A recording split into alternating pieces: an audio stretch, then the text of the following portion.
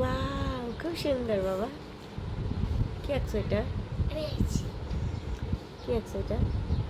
আমরা পিতামাতারা সন্তানদের যেভাবে শিক্ষা দিব সন্তানরা কিন্তু সেটাই শিখবে। যারা কিন্তু প্রচণ্ড অনুকরণ প্রিয়, তাদেরকে আপনি যত কথাই বলেন, যত শাসন নিয়ে শাসান, তারা কিন্তু সেটা শুনতে চাইবে না কোনোভাবে। কথা নয়, কাজ দিয়ে বাচ্চাদেরকে সবকিছু বোঝাতে হবে এবং শেখাতে হবে। আজকের ভিডিওতে আমি আপনাদের সাথে শেয়ার করব আমার মেয়েকে নিয়ে আমি বাসায় টুকিটাকি কি কি কাজ করি, কিভাবে আমি আমার সারাদিন বেবিদের সাথে থাকি, আর আমি কিভাবে আমার মেয়েকে মোবাইল বা টিভি থেকে দূরে রাখি সেটাও শেয়ার করব। আসসালামু আলাইকুম everyone, welcome back to my channel. কি অবস্থা, কেমন আছেন? আশা করছি সবাই বেশ ভালো আছেন। আলহামদুলিল্লাহ, আল্লাহ তাআলার অশেষ রহমতে আমরাও কিন্তু খুব ভালো আছি। ভিডিওর শুরুতে বলে রাখি, আজকে আমার ভয়েসটা একটু কেমন জানি নাক বেজে বেজে আসতেছে, কারণ আমার খুব ঠান্ডা লাগছে। থেকে শুরু করে বাসার আমরা সবাই অসুস্থ।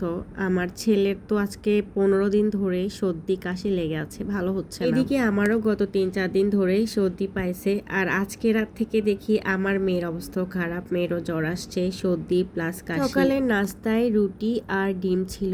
এখানে 4টা ডিম আছে, আর 3টা ডিম হচ্ছে আমাদের 3 জনের জন্য, আর মেয়ের জন্য হচ্ছে ডিম পোস্ট করছি। ও সেদ্ধ ডিমটা খেতে চায় না। দেখা যায় যে বাচ্চারা খাবার এমনিতে খেতে চায় না, অনেক জোর জাপটি করে বাচ্চাদেরকে খাবার খাওয়াইতে হয়। আর এদিকে যদি অসুস্থ হয়ে তো খাবার একবারে মাথার উপর দিয়ে উড়ে। একজন মাই জানে বাচ্চা যদি একটুকু খাবার খায় তার মনে যে কি পরিমাণ শান্তি আসে, মা যে কি পরিমাণ নিশ্চিন্ত হয় বাচ্চার মুখে একটুকু খাবার যদি ঢুকাইতে পারে কোনো রকম। এদিকে গত 1 মাস ধরে আমার ছেলেকে আমি টোটালি কোনো খাবার খাওয়াইতে পারতেছি না। বুকের দুধ ছাড়া ও কিছুই খাচ্ছে না, যা দিচ্ছি ও নিজের হাত দিয়ে বের করে করে ফেলে দিচ্ছে। যাই হোক, কথা বলতে বলতে আমি আমার ড্রয়িং রুমের বেডশিটটা কিন্তু চেঞ্জ করে নিয়েছি। এটা ছিল বৃহস্পতিবারের ভিডিও, আর বৃহস্পতিবারের দিন আমি কিছু এক্সট্রা কাজ করি, সেগুলো হচ্ছে আমি আমার সবগুলা রুমের বেডশিটগুলো উঠিয়ে নিই এবং নতুন বেডশিট ব্যবহার করি। প্রত্যেক সপ্তাহে এই কাজটা করতে হয়। 7 দিনের বেশি একটা বেডশিট ব্যবহার করতে আমার একদমই ভালো লাগে না। আর এখানে দেখুন আমার আব্বাজানের অবস্থা নিয়ে কাজ করা যে কতটা ট্রাফ সেটা শুধু আমিই জানি। সারাক্ষণই কান্না করবে, ওর চোখের সামনে আমাকে বসে থাকতে হয়। সকাল বাজতেছে প্রায় 9টার মতো।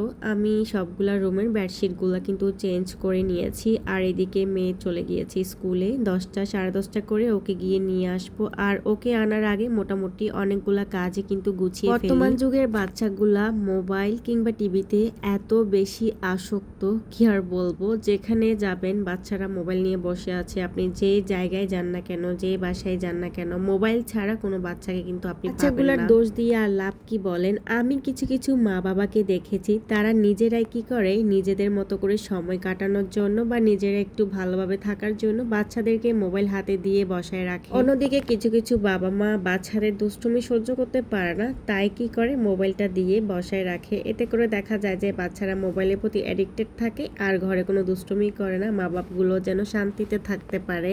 যাই হোক, এখানে আমি পোয়া মাছ রান্না করব, আর পোয়া মাছগুলাকে একটু হালকা ভেজে নিচ্ছি, এতে করে খেতে ভালো লাগবে। আর মাছ ভর্তা করব। গত মাসের মাসিক বাজারে 2-3 টুকরা রুই মাছের পিস ছিল, তো ওগুলা তো আর ফেলে দেওয়া যাবে না, ওগুলাকে ভাবলাম একটু ভর্তা করে নিব, এই জন্য হালকা একটু ভেজে আমি রাখলাম। সেদিন বাসে করে বাড়ি থেকে আসছিলাম আর কি বাসায়, তো দেখেছে বাসে 2 বছরের একটা ছোট বাচ্চা আর কি, তো মা দেখি যে ওকে কার্টুন দিয়ে রাখছে মোবাইলে। এবং আমাদের ফেনী থেকে চট্টগ্রামে আসতে প্রায় 2 থেকে 2.5 ঘন্টা সময় লাগে। তো আমি অবজার্ভ করছে যে বাচ্চাটা এই 2 থেকে 2.5 ঘন্টা সময় কিন্তু মোবাইলের দিকে এক দৃষ্টিতে তাকায় ছিল, কার্টুন দেখতেছে, আর মাটা কিন্তু নিশ্চিন্তে ঘুমোচ্ছে। ওই যে আমি আগে বললাম কিছু কিছু মা বাবা আছে যারা বাচ্চাদেরকে মোবাইল দিয়ে নিজেরা শান্তিতে থাকতে চায়, এই আর কি অবস্থা। তো যাই হোক, এই ছোট বাচ্চার মোবাইল দেখা দেখি আমার মেয়ে বলতেছে ওকেও আমার মোবাইলটা দেওয়ার জন্য, ও কার্টুন দেখবে। বলতেছে যে দেখো বেবিটার মা কত ভালো, ওকে কার্টুন দেখতে দিয়েছে আর তুমি আমার একটু দাও না। কিন্তু আমি তো খুবই খারাপ মা, আমি তো আমার বাচ্চা কান্নাকাটি করে যদি বেহোশ হয়ে যায় তারপরে ওরে আমি বাসের মধ্যে মোবাইল দিব না। সত্যি কথা বলতে আমি আমার মেয়েকে একদমই মোবাইল দেখতে দিই না। আমি আমার মেয়েকে ও যে টাইমগুলোতে ওর মোবাইল দেখার প্রয়োজন বোধ করবে ওই টাইমগুলোতে ওকে কিন্তু আমি বিভিন্ন কাজে এঙ্গেজ করে ফেলি। যেমন আমার মেয়ে 11টার দিকে স্কুল থেকে বাসায় আসে, তো 11টা থেকে 1টা পর্যন্ত ও কিন্তু আমার পিছে পিছে থাকে, আমি যেটা করি ওটা করার চেষ্টা করি। মাঝে মধ্যে খুব রিকোয়েস্ট করে যে মাম্মা আমাকে একটু মোবাইলটা দেখতে দিবা। তখন দেখা যায় যে আমি ওকে কোনো ইন্টারেস্টিং কাজের জন্য বলি, যেমন বলি যে ওই কাপড় চোপড়গুলো এলোমেলো হয়ে আছে, একটু প্লিজ মাম্মার আমার খুব খারাপ লাগছে, এগুলো একটু গুছিয়ে দিবা। অথবা ওকে একটু ইমপ্রেস করি, আমি বলি তুমি খুব সুন্দর করে কাপড় চোপড় গুছাইতে পারো, তুমি খুব সুন্দর করে কাজ করো। তো দেখা যায় যে ও খুব খুশি হয়ে যায়, ও খুব মানে আনন্দ বোধ করে, তখন ও নিজে নিজে কিন্তু সবগুলা মানে কাপড় চোপড় গুছানোর চেষ্টা করে। আমার মেয়ে সুন্দর করে কিন্তু ওর নিজের জামাগুলা গুছিয়ে নিচ্ছে আর বিছানা ঝাড়ু দিচ্ছে। যাই হোক, আমি ওকে বলছি যে জামা কাপড় গোছানো হয়ে গেলে বিছানাটা ঝাড়ু দিয়ে দিও। এদিকে দুটো রান্না চুলায় বসিয়ে আমি এই টুকটাক কাজগুলা করছিলাম। এখন হচ্ছে কচু শাক রান্না করব। আর এই কচু শাকগুলা কিন্তু আমি গ্রাম থেকে নিয়ে আসছি, আমার আম্মু দিয়েছিল। তো যাই হোক, কচু শাক এভাবে সবগুলা উপকরণ একসাথে মিক্সড করে কিন্তু রান্না করি। কচু শাক আমার খুবই পছন্দের একটা শাক, কিন্তু দুঃখের বিষয় হচ্ছে এই শাক আমি করতে পারি না, প্লাস এই শাক আমি ধুইতেও পারি না। এই যে দেখুন, আমি এগুলো কিন্তু হাতে মাখতেছি না, এভাবে দিয়ে চুলায় কিন্তু বসিয়ে দিয়েছি। কচু টাইপের কোনো ধরনের তরকারি, শাক, লতাপাতা আমি ধরতে পারি না, আমার খুবই হাত চুলকায়। তো যে জিনিসগুলোতে আমার খুব হাত চুলকায়, খুব অ্যালার্জির প্রবলেম হয়, ওই জিনিসগুলাই কিন্তু আমার পছন্দের খাবার। এদিকে দুপুরে খাওয়া দাওয়া শেষ করে আমার মেয়ে ড্রয়িং করলো। তো ড্রয়িং করে এসে আমাকে দেখালো। ওর একটা সমস্যা হচ্ছে, ও যে স্কুলের ড্রয়িং গুলো আছে ওগুলো একদমই করতে চায় না, ও সারাক্ষণই কার্টুন আঁকবে। আর ও কিন্তু খুব সুন্দর করে কার্টুন আঁকে। যেটা বলছিলাম আর কি, বাচ্চাদেরকে মোবাইল ছাড়া আপনারা চাইলে কিন্তু